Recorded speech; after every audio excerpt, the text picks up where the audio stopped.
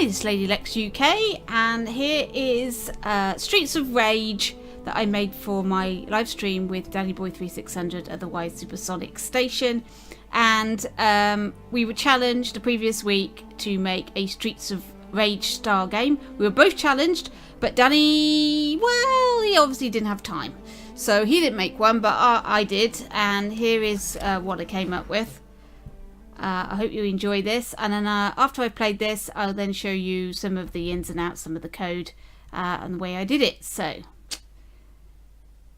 here we go, Streets of Rage. Now, this uses the pitch black sky, and the pitch black sky has a fault with it, that when you first use it, it does this. So what you have to do is you have to restart, and then you get the proper colours. It's not completely bleached out. That was a fault that they introduced and never fixed. And there are a few games, a bit like After Hours. You'll see clips people did of After Hours. At the very beginning, there's a character comes up to the screen because it's a pitch black sky, and most people didn't realise that it wasn't supposed to be bleached out like that. That was a mistake, which is a shame really, because if they just restarted their game, they would have seen it in all its proper colours. But never mind. Anyway, Streets of a little bit annoyed. Here we go.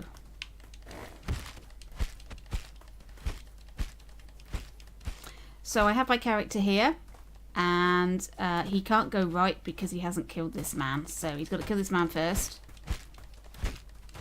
And Fists of Fury, he's killed him. And now that he's killed him, it's telling me I can move on. And just a quick look at this style here. I've picked pitch black sky, and I've used holograms in order to create a sort of cartoony, arcadey look. And not exactly the look of Streets of Rage, but I like the look of it, so that's what I did.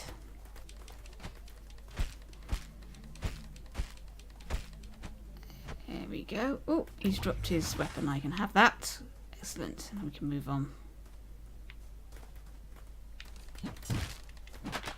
As you can see, some of the characters will show up as colour depending on whether they're near the light source at the front or not. The further you go to the back, the more uncoloured they are. Further to the front, the more coloured they are. It isn't exactly 2D side scrolling. It appears to be 2D side scrolling, but you can actually move in and out of the level, which is what you can do in Streets of Rage. There we go. He's killed his man. You can move on. And we're getting to the end of the level now. I can't move any further. Oh! And there's some more people. And these are spawning one every couple of seconds until there's 5. I think I've got more 5 now. And then that's it. We're done. So I've got to kill these, and then that's the end of the level. So it's just a short little thing that I spent 3 hours doing. And if I'm not careful, I'm going to die here, but let's see. I might manage to kill them before I die. Come on. I think I've got it. Yay! Level complete. There we are. There's my Streets of Rage game. So let's go have a look in the edit mode, and I'll tell you how I did it.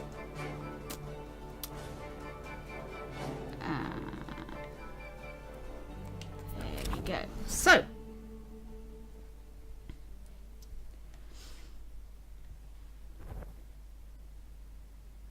now, apologies, there is a camera system in here that I've adapted, and I can't remember. I think it might have been an average recon, but I can't remember off the top of my head if it was him or somebody else. But apologies if it was somebody else. This camera system was designed initially as a Zelda style camera, so it's be above, look down from above, but this I've adapted it so it looks from the side, but it does exactly the same thing. So in the camera brain, it just says, oh, this is the, let me show you a camera brain that's not got all that rubbish in it, because that's the start sequence. Okay, when the woodland peasant, when your player is in the trigger zone, then it's a first person camera with transitional easing, and that's it. And this camera here has a trigger zone, and so that you can see it, because you can't see the trigger zones unless you turn the trigger zones on for every single camera, which is a pain. These corners are the edges of my trigger zone, and all I do is I lay them next to each other, side by side along this map here, and as he moves from one to another, it will transition from each camera to the other. And here we have some walls, so that these walls have got a bit code in that says the collidable wall is false, means you can walk through it if this nomadic warrior is dead, basically. When he's not there, then the collidable wall is false. Otherwise, the collidable wall is true. Once the wall is down, then it will toggle a boolean called arrow flash, and until the player moves into the next trigger zone, the arrow flash boolean will display a flashing arrow. So what it's doing is, it's on a countdown loop, it's toggling that arrow flash on and off, and when this is on it will display, and when it's off it won't, so it will flash that display item there, which is an arrow pointing to the right. Okay, and in terms of the hologram, you pick a solid color. I don't know if you can see that. It's a very dark version of what you want. So you pick the color that you want and then move down into the black, and then you do that for the solid color and for the hologram, and then you will get the correct color that you want for your item. It's quite a bright thing. It's going to be a bright color. If you just use the hologram or just used the solid color, it doesn't work. You do both of them in the same, and then you'll get a bright color, as opposed to there's a very white hologram, which is similar to this that you can see. That's about it. I mean, there's a respawn system at the back here, which you might like to see. So when the player is in the trigger zone and my spawn number is less than 5, and then every 2 seconds create my enemy, and every time it goes through that loop it increments my spawned number by 1. So once the number is 5, it doesn't do this anymore, it doesn't create anymore. So it will create 5 on this little spawn loop.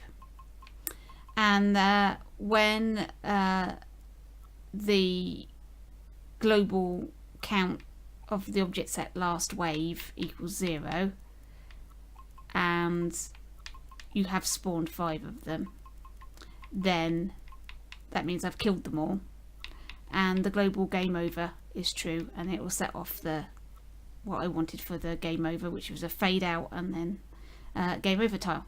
In the warrior's brain, in the enemy brain, it just increments the global last wave object set by itself, and when it dies it removes itself from that global set.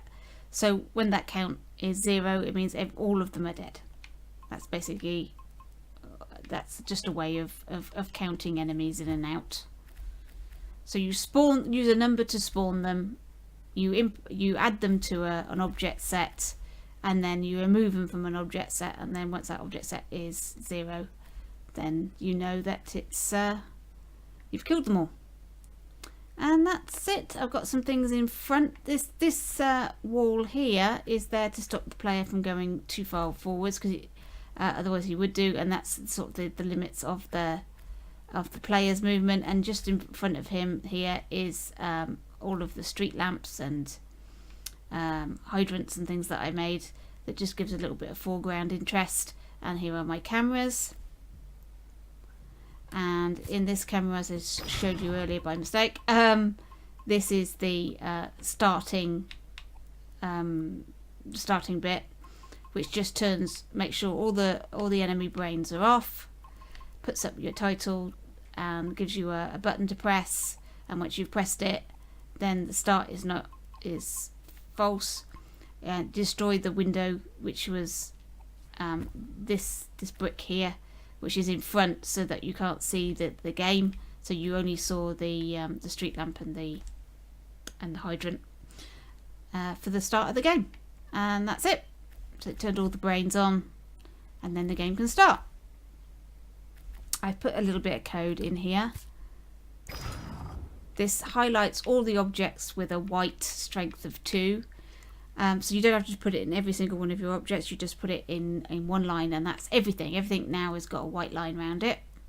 And I put my skybox in here as well, and not using the world properties, because it's easier to create in a day sky like this and then tell your game to change it to a sky, rather than try to create anything in pitch black sky in create mode. So don't do it that way.